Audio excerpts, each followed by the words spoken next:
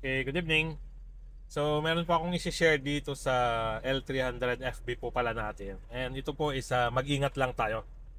Sa mga gumagamit po ng bagong L300 FB, kasi hindi ko naman po namin ito napansin sa luma.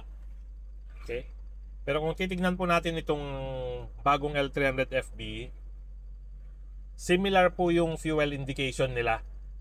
Ganyan pa rin po, analog pa rin.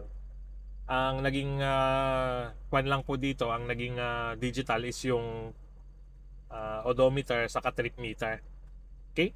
So, ang pag-iingatan po natin dito, kasi dalawang beses na pong nangyari sa atin, is itong fuel level indicator po niya.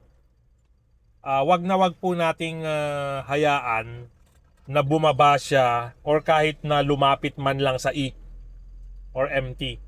Kasi po bigla na lang siyang namamatay. Hindi po ganun ka-accurate yung fuel indication niya based sa kwan po natin, experience natin. So twice po, yung una and pangalawa, swerte po na parehas tayong nasa gasoline station.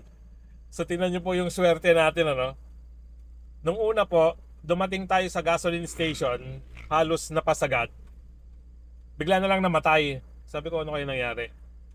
So, okay po. Nung first na start natin, ayaw nang mag-start po. Ang tagal bago na pa-start siya. So, siguro po hinangin yung system niya, yung fuel system. Pangalawa po, pagdating po natin sa Petron dito sa Rizal, ganun din po ang nangyari. Namatay na naman po siya. Eksaktong malapit na sa fuel dispenser. Kaya simula po noon, pagdating po ng 1/4, wag na po nating hayaang bumaba pa ng bumaba from doon. Kasi talagang hindi po siya safe. Hindi siya ganun ka-accurate para i-consider itong empty fuel level pagdating po dito sa L300 FB natin na bago. Okay?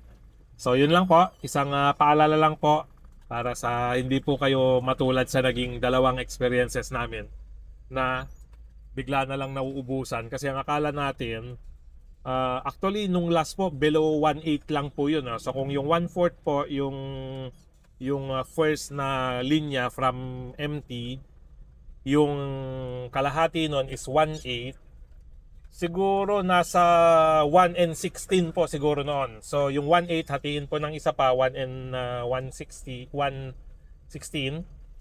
So bigla na lang po siyang namamatay. So hindi na po siguro naaabot ng fuel line yung level ng natirang fuel, or hindi natin alam kung ilan pa yung natira that time para hindi niya na mahigop. Okay?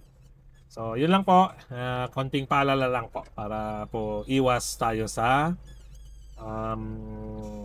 tawag sa ganon, yung inconvenience dahil po bigla na lang tayong naubusan. And ang worst po kung maubusan tayo somewhere na wala pong gasoline station. So napakalaking abala po.